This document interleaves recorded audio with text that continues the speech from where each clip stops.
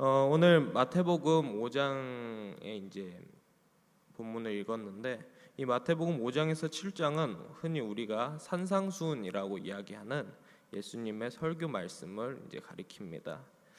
그 중에서도 첫 번째로 예수님께서 하신 말씀이 8가지의 복에 대해서, 즉 팔복에 대해서 말씀하십니다. 그런데 예수님께서 복에 대해서 말씀을 하시는데, 이 말씀은 우리가 일반적으로 생각하는 복과고는 다른 모습이 많은 것을 볼 수 있습니다.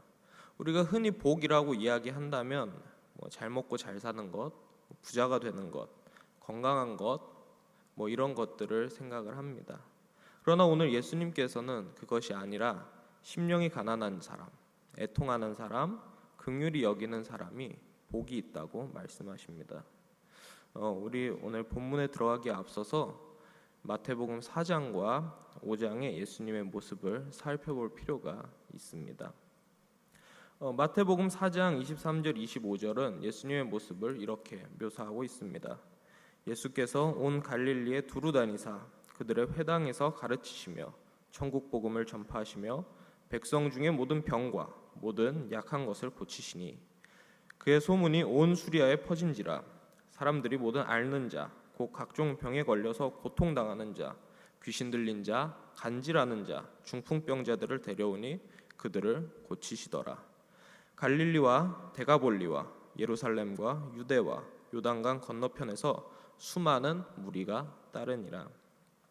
마태복음 4장에서 나오는 예수님의 모습은 예수님께서 병에 걸리고 귀신 들리고 고통당하는 사람들에게 직접 찾아가셔서 그들을 고치시고 치유하시는 모습을 보여주고 있습니다. 그래서인지 수많은 무리가 예수님을 따라가고 있습니다. 그러나 5장에서의 예수님의 모습은 사뭇 다릅니다. 마태복음 5장 1절과 2절은 이렇게 예수님을 묘사하고 있습니다. 예수께서 무리를 보시고 산에 올라가 앉으시니 제자들이 나아온지라. 입을 열어 가르쳐 이르시되. 5장에서의 예수님은 이 무리들에게 찾아가시는 모습이 아니라 무리들을 보시고 산에 올라가시는 모습으로 묘사가 됩니다. 그리고 그렇게 산에 올라가신 예수님에게 제자들이 나아가고 있습니다. 예수님께서는 우리의 모든 고통과 슬픔과 아픔을 다 아십니다. 그리고 그 모든 것을 해결해 주실 수 있으신 분이시고 능히 해결해 주십니다. 또한 우리의 모든 육적인 필요도 아시고 채워주시는 분이 바로 예수님이십니다.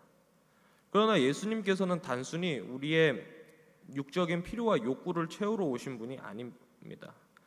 그분은 하나님의 아들로서 우리를 대신하여서 십자가에서 죽으심으로 우리를 구원하시기 위해 하나님과 다시금 하나가 될 수 있게 하시기 위해 이 땅에 오신 분입니다. 따라서 예수님께서는 우리의 모든 슬픔과 죄악을 회복시키시고 다시금 우리가 하나님의 자녀가 될 수 있게 하시기 위해서 오셨습니다. 이를 위해서 예수님께서는 첫 번째로는 먼저 우리에게 찾아오셨습니다. 그렇다면 우리는 거기서 멈추어는 것이 아니라 진정으로 예수님의 제자가 되기 위해 또한 예수님의 제자로서 우리가 그분한테 찾아가야 합니다. 그분의 말씀을 듣고 그분의 말씀을 청종하면서 예수님께서 사셨던 대로 살아가야 합니다. 또한 예수님께서 하시는 말씀은 복에 대한 우리 일반적인 사람의 개념과 인식이 다르다는 것을 알 수 있습니다. 이것은 우리가 생각하는 복의 개념과는 하나님이 생각하는 복의 개념과 많이 차이가 난다는 것입니다. 철학자들은 이 복이라는 것에 대해서 굉장히 오랫동안 논의를 해왔는데 또는 최고의 선, 참된 행복이라는 이름으로 많은 논의들을 해왔습니다. 어떤 철학자들은 고통으로부터 자유로울 때 행복하다라고 이야기를 하기도 했고, 다른 이들은 쾌락에 대한 갈망을 만족시킬 때 행복하다고 주장하기도 했습니다.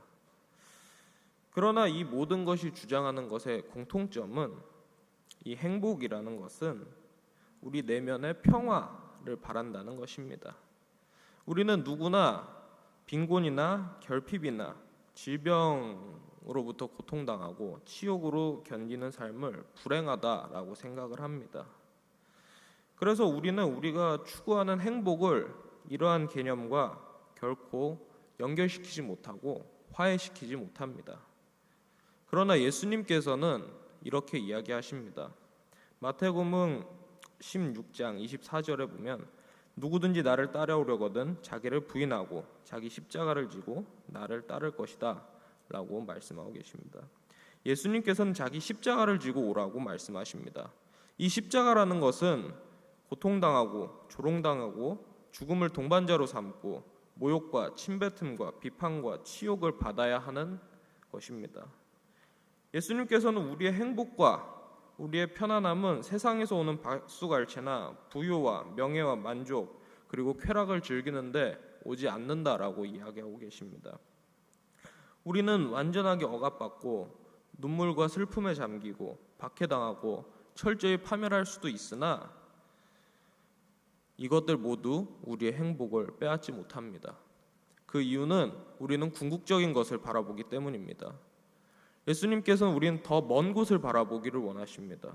우리의 고통과 눈물, 박해와 모욕의 결과에 대해 생각해야 한다고 알려주십니다. 하나님께서는 이 모든 것을 결국에는 선한 것으로 우리의 구원을 위한 것으로 바꾸실 것입니다. 그것을 믿고 그것을 안다면 행복은 우리가 어떤 고난을 와도 결코 우리에게서 빼앗지 못합니다. 따라서 예수님께서 말씀하시는 복이란 나의 필요와 만족을 채우는 것을 넘어서는 것입니다. 하나님께로부터 구원받은 사람은 이미 복을 받은 사람이고 구원받은 천국 시민답게 어떠한 상황 가운데서도 믿음으로 살아가기를 원하신다고 말씀하고 계시는 것입니다. 이것이 예수님께서 말씀하시는 복되다라는 것입니다. 마태복음 5장 3절부터 6절을 보시겠습니다. 심령이 가난한 자는 복이 있나니 천국이 저희 것이며 애통하는 자는 복이 있나니 그들이 위로를 받을 것이며 온유한 자는 복이 있나니 그들이 땅을 기업으로 받을 것이며 의에 줄이고 목마른 자는 복이 있나니 그들이 배부를 것이며. 예수님께서는 우선적으로 네 가지의 복을 말씀하고 계십니다. 이 복에 대한 말씀은 하나님과 자신의, 다시 말해서 하나님과 우리의 수직적인 관계에 대해서 말씀하시는 것입니다. 이것은 심령이 가난한 자로부터 이제 시작하는데 이 심령이란 단어의 뜻은 영이라는 뜻을 가지고 있습니다. 창세기에 보시면 하나님께서는 사람을 만들 때 코에 생기를 불어 만드십니다. 창세기 2장 7절에 보시면 여호와 하나님이 땅에 흙으로 사람을 지으시고 생기를 그 코에 불어넣으시니 사람이 생령이 되니라. 따라서 이 영이라는 것은 인간 존재의 중심이며 인간의 근원이라고 할 수 있습니다. 이 중심이 하나님께로부터 왔으나 항상 사람들은 이 하나님께로부터 왔다는 것을 망각합니다. 자신의 중심이 하나님이 아닌 자기 자신이라고 생각하고 자기 마음대로 하는 것입니다. 그러나 심령이 가난하다는 뜻은 내 중심이, 나의 중심이 하나님이신다는 것을 깨닫는다는 것입니다. 내 삶의 주인이 내가 아닌 하나님이 된다는 것입니다.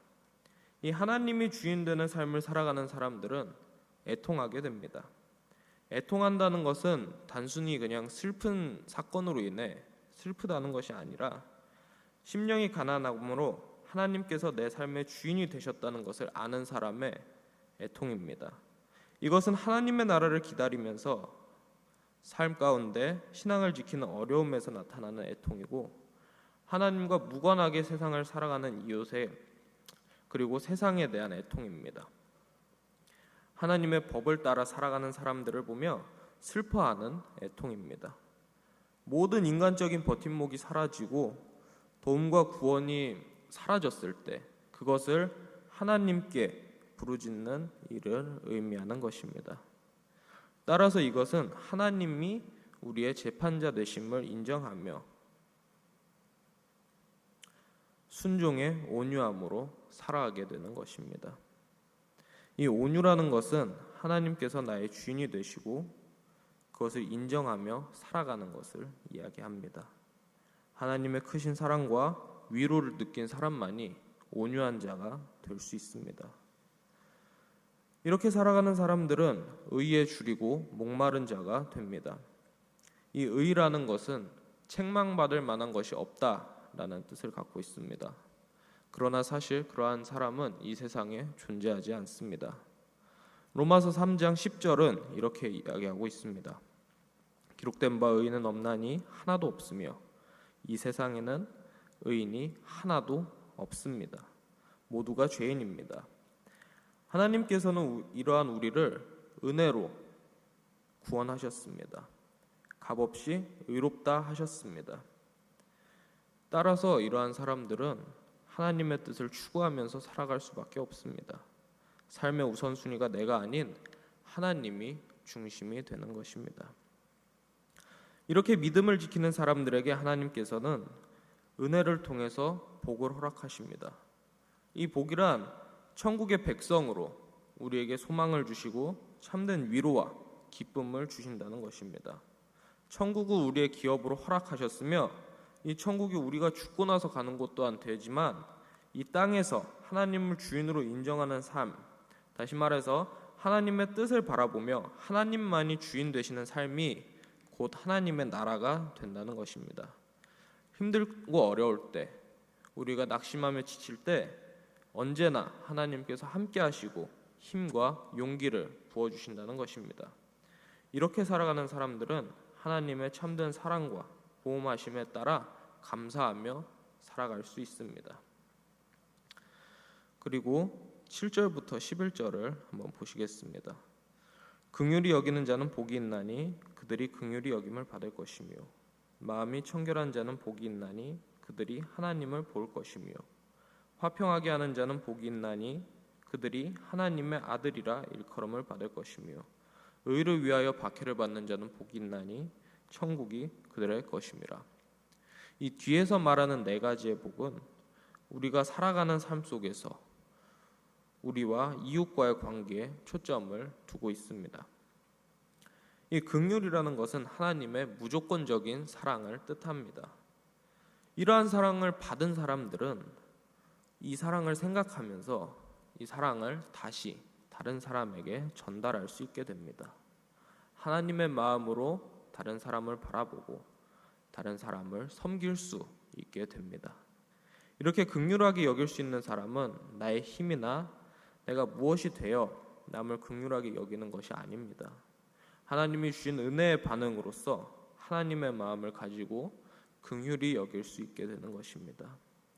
이럴 때 하나님께서는 우리를 긍휼로써 덮어주십니다. 이 마음을 가지고 있는 사람은 마음이 청결한 자가 됩니다. 마음이 청결하다라는 것은 정결하다라는 단어로도 바꿀 수 있는데 이는 하나님께서 정하다라고 하신 것입니다. 이 하나님의 정결이라는 것은 인간의 행위로서 깨끗해지는 것이 아닙니다.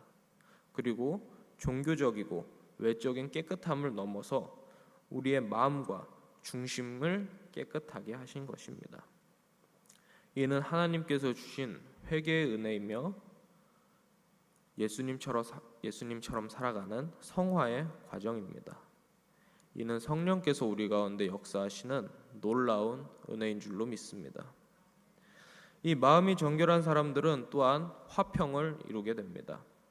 화평은 사전적인 의미로는 전쟁을 하지 않는 상태, 분쟁과 다툼이 없는 상태를 뜻합니다. 그러나 이는 갈등을 회피하고 도망간다라는 뜻이 아닙니다. 갈등 속에서도 하나님의 사람답게 반응하는 것입니다. 예수님처럼 자기를 희생하고 남을 섬기고 바른 관계를 회복하는 사람을 말합니다. 이렇게 화평하는 사람은 하나님의 아들이라 일컬음을 받을 수 있게 됩니다. 죽을 수밖에 없는 우리에게 구원을 허락하시고 양자 삼으신 주님의 놀라운 사랑을 볼 수 있게 되는 것입니다. 우리가 이렇게 살아간다면 필연적으로 의를 위하여 박해를 받을 수밖에 없습니다. 우리가 하나님의 의를 하면서 내게 주신 사명대로 이 세상에서 진리를 얘기하며 이 세상을 살아갈 때 세상과의 충돌이 항상 있습니다. 그러나 이러할 때 세상과 타협하여 사는 것이 아니라 하나님의 자녀로서 하나님의 자녀답게 살아가야 한다는 것입니다. 이 세상과 타협하는 것이 아니라 진리를 바라보며 진리를 추구하며 살아가야 한다는 것입니다. 결국 이 8가지 예수님께서 말씀하신 복은 이렇게 하면 복을 주시고 저렇게 하면 벌을 주시겠다는 상벌의 개념이 아닙니다. 예수님의 모습을 나타내 보여주신 것이며 또한 예수님의 제자인 우리가 가야 할 길과 방향성을 알려주신 것입니다. 이 팔복을 정리한 결론이 그래서 뒤에 나오는 빛과 소금의 비유입니다. 13절부터 16절까지 보시겠습니다. 너희는 세상의 소금이니 소금이 만일 그 맛을 잃으면 무엇으로 짜게 하리요?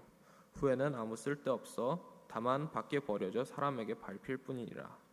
너희는 세상의 빛이라. 산 위에 있는 동네가 숨겨지지 못할 것이요 사람이 등불을 켜서 말 아래에 두지 아니하고 등경 위에 두나니 이러므로 집안 모든 사람에게 비치느니라. 이같이 너희 빛이 사람 앞에 비치게 하여 그들로 너희의 착한 행실을 보고 하늘에 계신 너희 아버지께 영광을 돌리게 하라. 그리스도인들의 삶이란 세상에서의 빛과 소금의 역할로 살아가야 한다는 것입니다. 소금은 맛을 내기 위해서 존재합니다. 맛을 내기 위해서는 소금이 녹아서 사라져야 합니다. 소금이 아무리 예쁘고 아름답게 포장되어 있다 하더라도 녹지 않고 맛을 내지 못한다면 쓸모가 없습니다. 또한 이 소금은 부패를 막는 역할을 합니다. 소금에 절인 음식은 상하지 않고 오래 두고 먹을 수 있습니다. 이러한 것은 빛 또한 마찬가지인데요. 빛이 없으면 어둠이 찾아옵니다. 그리고 빛이 존재하면 어둠은 사라지죠. 따라서 오늘 예수님이 말씀하시는 그리고 팔복에서 말하는 그리스도인들의 복이라는 것은 세상이 추구하는 것처럼 내가 좋고 내가 잘 살고 내가 잘 되는 그 이상의 것을 이야기하는 것입니다. 내가 주인 되는 삶이 아닌 하나님께서 나의 주인 되신 삶을 이야기하는 것이며